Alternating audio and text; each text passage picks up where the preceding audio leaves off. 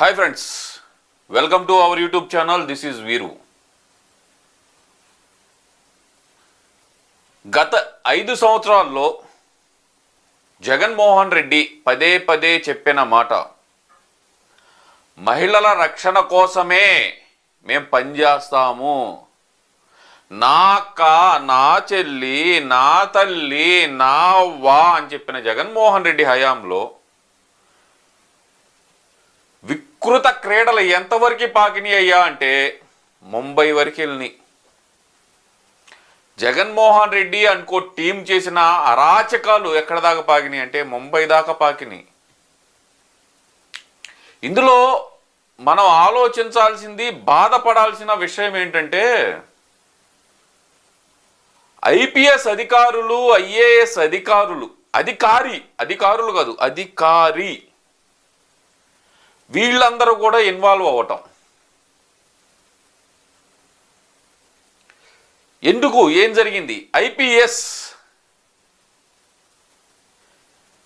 అంటే వైపీఎస్ లాగా ఓన్లీ వైసీపీకి ఊడిగం చేసే వాళ్ళలాగా కొంతమంది ప్రవర్తించిన తీరు చూస్తుంటే గనక, ఒక నటి తనకు జరిగిన ఇబ్బంది గురించి ముంబైలో కేసు పెడితే ఆ కేసును తప్పించమని ఇక్కడ సకల శాఖ మంత్రిగా పనిచేస్తున్న సలహాదారుడైన సజ్జల దగ్గరకు వస్తే,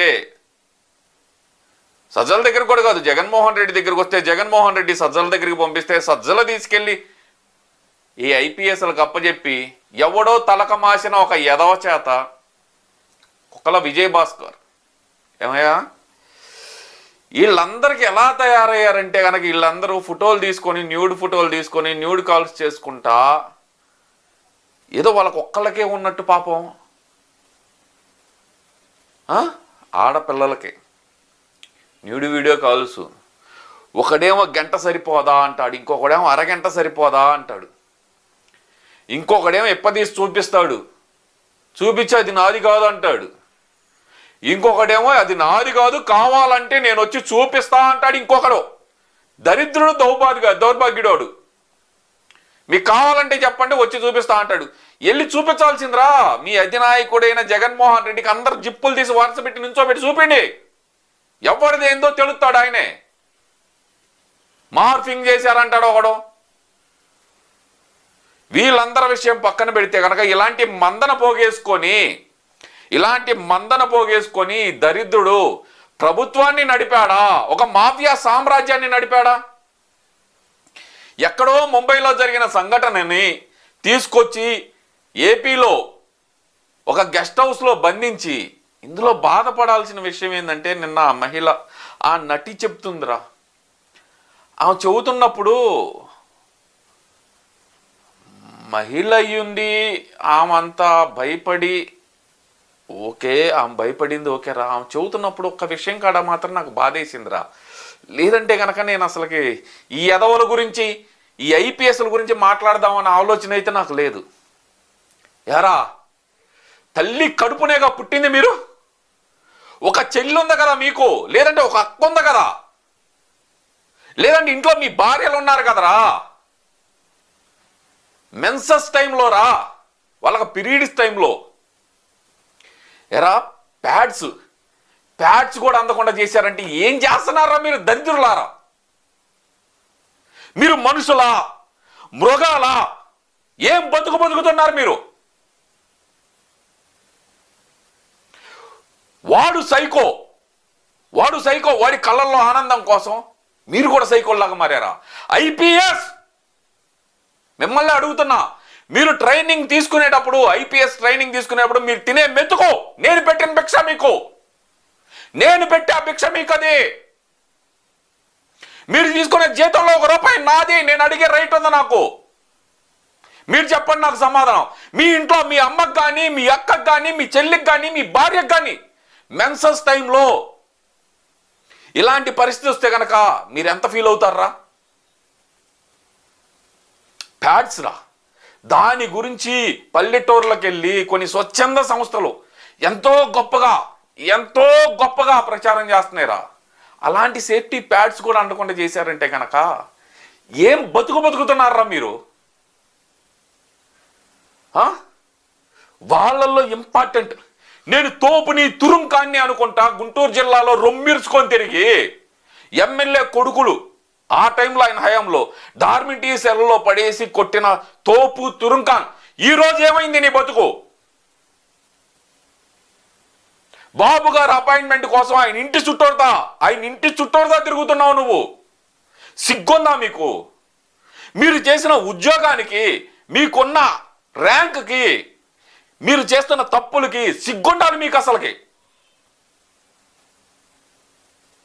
ఒక మహిళ పట్ల అంత దారుణంగానా? అన్ని రోజులు గెస్ట్ హౌస్లో పెట్టి ఎందుకురా చిత్రహింసలు? ఎవరి కళ్ళల్లో ఆనందం చూడటానికి? మీకేం సంబంధం రా?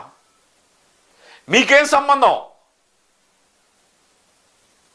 ఐపీఎస్ మిమ్మల్ని అడుగుతున్న ఎవరైతే గనక ఈ కేసులో ఇన్వాల్వ్ అయి ఉన్నారో ఐపీఎస్లు మిమ్మల్ని అడుగుతుంది. నేను రా అంటున్నా అని చెప్పి నా మీద పోలీసుల పరంగా చర్యలు తీసుకోవాలనుకుంటున్నారా? తీసుకోండి, నేను సిద్ధమే. ఎందుకంటే మీరు తిన్న మెతుకులో నాది ₹100 అడిగే రైట్ నాకుంది. ఎందుకంటే నేను ఉప్పు పప్పు కొని ఆ ట్యాక్స్ వస్తే ఆ ట్యాక్స్ లో ఉన్న జీతం మీరు తిన్నారు. మీరు ట్రైనింగ్ చేసుకునేటప్పుడు మీకు ఫ్రీగా పెట్టిన ఫుడ్ బెడ్ ఇవన్నీ మాలాంటి వాళ్ళు ట్యాక్సులు గడితేనే మీరు ట్రైనింగ్ పీరియడ్ లో ఉన్నారు. ఏ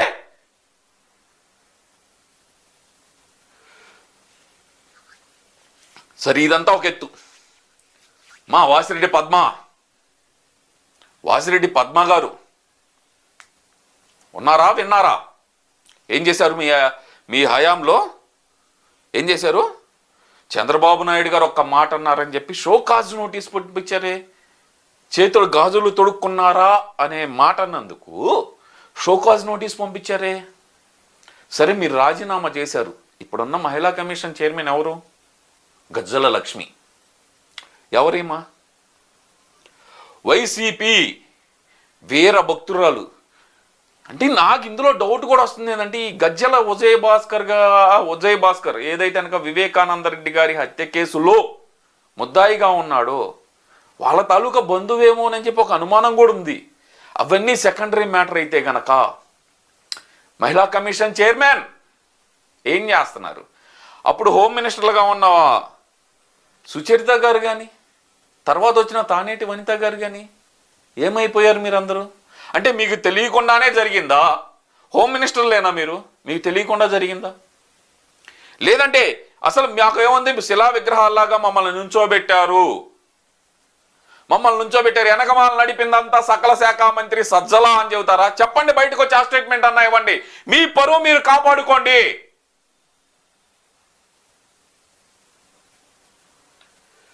ఎక్కడికి పోతున్నాం మనం? దిశ అంటూ దశ లేని ఒక చట్టాన్ని మేము పెట్టాము. 21 రోజుల్లో ఉరితేస్తాము, ఎంతటి వాడిని అయినా వదలము అన్నారు. ఇప్పుడు ఎవరిని తెస్తారు? తీయండి. దీంట్లో ఉన్న ఐపీఎస్లను కానీ సలహాదారుడు సజ్జలను కానీ ఎవరిని తెస్తారు ఊరి? లేదంటే ఉప్పదీసి నగ్నంగా ఊరి మీద పడి తిరుగుతున్నారే. మాకేముందరే? అది ఎవరికైనా ఉండిద్దిరా. మీకు అంత దోలగా ఉంటే ఇంట్లో బట్టలు లేకుండా తిరిగి మీ ఇంట్లో వాళ్ళకు చూపించుకోండి. అది మీ ఇంట్లో వాళ్ళకు చూపించుకోండి రా. రోడ్డు మీదకి వచ్చి నేను ఎప్పటి చూపిస్తా అంటే కనుక కట్ చేసి పంపిస్తాం కొడకల్లారా. ఎవడికి వాడు ఇలాంటి ఎదవ సంతనేసుకుని ఒక మాఫియాని నడిపి వాళ్ళ మీద యాక్షన్ తీసుకోవడం కూడా చేతకాలని జగన్మోహన్ రెడ్డి నీకే చెబుతున్నా. నీకు చేత కాకపోతే పార్టీ మూసేసి పక్కకి వెళ్ళిపో. సైకోల్ని, సన్నాసుల్ని, వీళ్ళందరినీ పార్టీలు నడుపుతా, వీళ్ళందరినీ లత్కోరుల్ని పార్టీలో ఉంచుకుంటా. సమాజానికి ఏం మెసేజ్ ఇస్తున్నా? మళ్ళీ దిశ గురించి దానికి ఒక యాప్ పెట్టి మగా లేదు, ఆడ లేదు, తేడా లేదు, ఎవరైనా సరే దిశ యాప్ ఎక్కించుకోవాల్సిందే. నైట్ పూట బొళ్ళు ఆపటం, పగల పూట బొళ్ళు ఆపటం యాప్ ఉందా లేదా? మగాడికి ఏం పిక్కోండ్రా? దానికోసం రిటైర్డ్ ఆర్మీ ఉద్యోగిని, ప్రజెంట్ ఉన్న ఆర్మీ ఉద్యోగిని కూడా హింస పెట్టారే. మరి ఏమైపోయింది దిశ? ఆ అమ్మాయి విషయంలో, నత్వాని గారి విషయంలో ఏమైపోయింది ఈ దిశ చట్టం? లేదంటే ఈ దిశ యాప్ ఏమైపోయింది? సమాధానం చెప్పగలరా? కొడగల్లారా, నాకు ఇదంతా చూస్తుంటే కనుక శ్రీశ్రీ ఒక పద్యం చెప్పాడు రా. మీది ఒక బతికేనా? ఏంటి మీది ఒక బతికేనా? కుక్కల వలె నక్కల వలె మీది ఒక బతికేనా? సందులలో పందుల వలె. ఈ పద్యం గుర్తొస్తుందిరా నాకు. ఇప్పటికైనా మారండి, తప్పు తెలుసుకొని బయటికి రండి అందరూ. అలాంటి సైకోగాడు, అలాంటి శాడిస్ట్ గాడు ఉన్న పార్టీలో మీరెందుకులా ఉంటారు?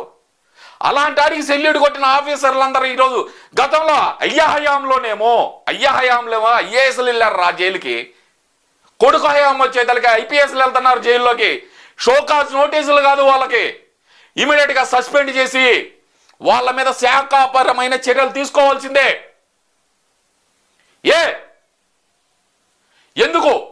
ఎందుకని ఇంకా ఉదాసీనంగా వ్యవహరిస్తున్నారు? మీకు చేత అవుతుందా, చేత కావట్లేదా?